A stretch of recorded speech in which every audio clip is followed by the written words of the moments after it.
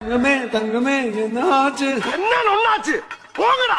என்னடா என்னடா கக்குசுக்கு போக முடியாம நானு என் மனசுக்குள்ள மொத்த இடம் உனக்குத்தான்.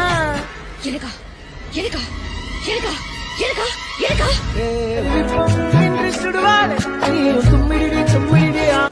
அப்படி ஓரமா போய் தும்பிக்க மேலகளை பட போகுது. இனிமே நீ ரெடிமேடு.